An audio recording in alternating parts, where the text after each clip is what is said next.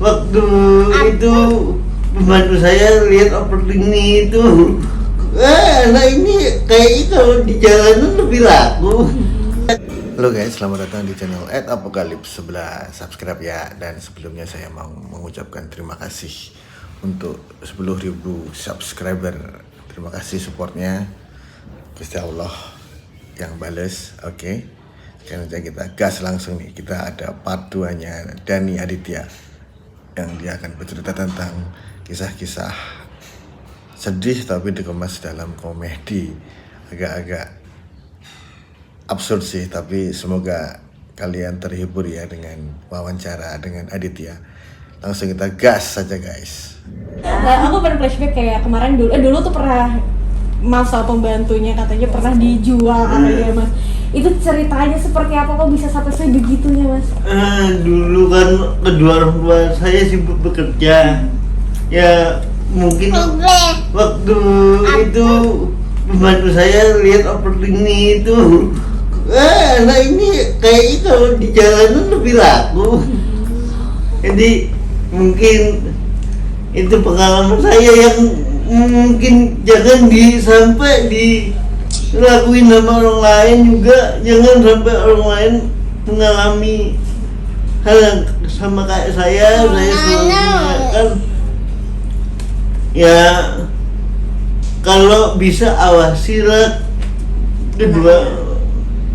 Iya, kalau dititip ibarat kata kalau sekarang kalau siapapun itu kan bisa buat kejahatan ya gitu. Kita harus lebih awareness sih, entah tetangga, entah keluarga kayak gitu. Jadi Kita harus tahu betul-betul orang itu baik atau gimana. dan nggak semua orang jahat juga tuh kayak oknum aja. Dia juga mention masalah bunuh diri. Pada saat itu belum bertemu dengan sang istri, berarti struggle Mas sendiri itu seperti apa sih? Struggle kan saya ngalamin pembulian kayak dijorokin, diludahin dan segala macam. Ya ibu saya yang selalu menguatkan saya sampai kayak gini. Ibu saya yang selalu menyadarkan kalau nggak semua di dunia ini orang yang jahat, ada orang yang baik juga. Dan kalau ada yang ngata-ngatain pasti mau kondisi kalian kayak apapun pasti ada yang ngata-ngatain ya. Mau yang sehat, mau yang sakit, mau yang kaya, mau yang miskin pasti ada yang ngata-ngatain. Kita harus kuat sendiri.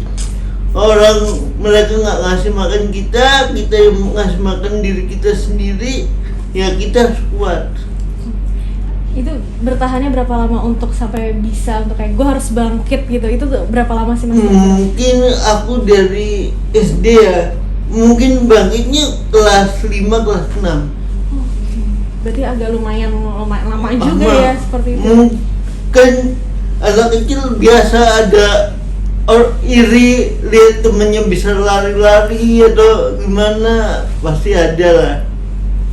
Tapi mau berkomedi, dijadikan komedi hal-hal seperti itu memang tadi kan sudah berdamai dengan diri sendiri.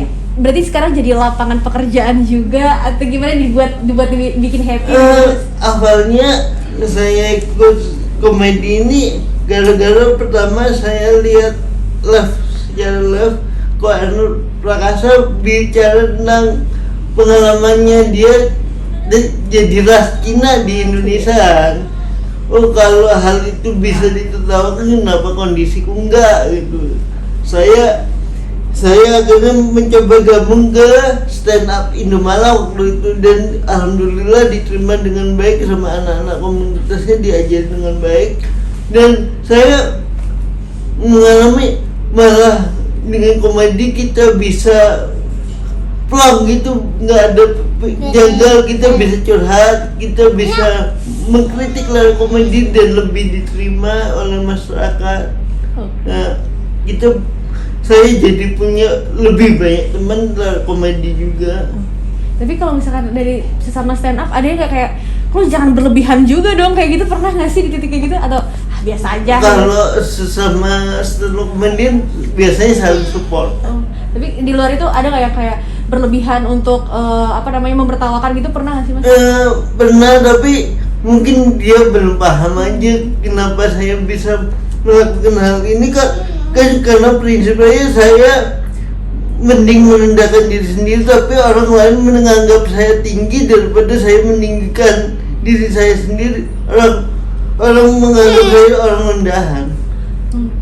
Tapi melihat sekarang jadi lapangan pekerjaan, terus sama istri juga, apa sih yang ngebuat Mas tuh kayak gue harus tumbuh bersama anak sampai lama, terus hidup selamanya bareng istri tuh apa nih kekuatannya kira-kira?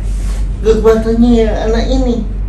Selama Yang buat kita kuat. ya, selama ada anak ini saya harus membuat anak ini bangga sampai akhir hidup saya nanti. Oke, kan belakangan ini kita dengar ya banyak sekali kasus-kasus mengenai kerenggangan dari rumah tangga. Boleh sharing gimana cara menjaga keharmonisan keluarga? Kalau dari kita, Jadi itu kalau saya tuh nggak relate kalau ada teman-teman curhat, suami saya tuh pulang malam segala macam. Kalau solusi bagi saya sih ikut kemana-mana kan, Mas Dani kan nggak bisa sendiri ya. Jadi saya dorong kemana-mana. Rumah tangga kita dijamin harmonis, nggak pernah nggak berdua soalnya. Jadi kalau mau selingkuh masa saya ikut kan nggak mungkin kan. Gitu sih solusinya ya. Kayak kalau cewek-cewek kalau bingung cari suami takut gak selingkuh kayak Mas Dani deh. Bukan Mas Dani ya, yang kayak Mas Dani aja. Jadi ikut kemana-mana jadinya. Berarti jokes-jokes kayak gitu emang sering ada di dalam Iya, memang kehidupan sehari-hari kami kayak gini. Dan orang-orang anggapnya, iya dark joke, padahal ya ya karena kehidupan sehari-hari kita gini. Ya awalnya nggak langsung terima sih, dulu pas awal-awal juga masih yang nggak mau kalau di roasting. Tapi lama-lama pas ayah saya meninggal, Dani ngajarin coba lewat komedi gitu. Terus lama-lama plong, ternyata tuh lebih bahagia banget sih, kayak ngeluarin semua unek-unek di hati, jadiin komedi, orang lain bahagia. Oh ternyata kesedihan kita tuh bisa bikin orang lain bahagia juga loh. Aku masih penasaran nih, kira-kira ada nggak titik terendah dari kalian berdua yang sampai saat ini? Kalau untuk kondisi kan pasti ada, tapi kalau selain itu kira-kira apa sih Mbak? Kira-kira yang pernah dilewatin berdua? Masa-masa pandemi kali ya. Pandemi awal-awal tuh kan emang job lagi sepi-sepinya, bingung. Aduh gimana nih nanti anak segala macem. Apa kita juga alhamdulillah punya usaha juga, bikin usaha aja deh atau gimana, atau berhenti stand up aja kali ya gitu. Tuh pasti ada sih. Cuman akhirnya ayo udah deh berkarya terus gitu. Ternyata alhamdulillah berkarya terus, udah bisa diwawancara di sini. Ternyata tuh emang Allah tuh apapun kita usaha pasti bakal dikasih jalannya sama Allah. Usahanya itu berupa bisnis apa ya?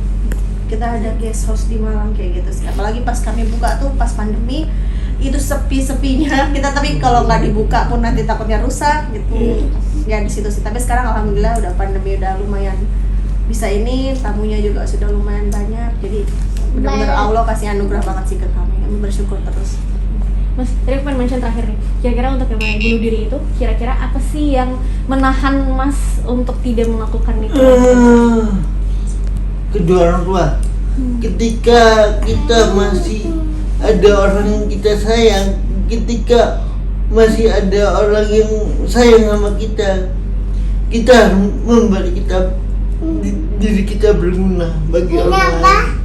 Itu prinsip saya. Jadi masa saya mau sampai akhir nggak berguna, saya harus bisa menunjukkan ke orang-orang bahwa saya berguna juga. Oke. Ya, itu tadi adalah video dari Dani Aditya, komika yang lucu sekali. Kalau saya suka sih jokes-jokesnya. Kalau Anda?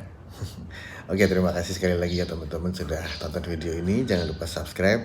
Terima kasih yang sudah subscribe. Tonton terus video-video saya, konten-konten saya, biar berkembang ya teman-teman. Dan kalian pasti terhibur dengan konten-konten saya.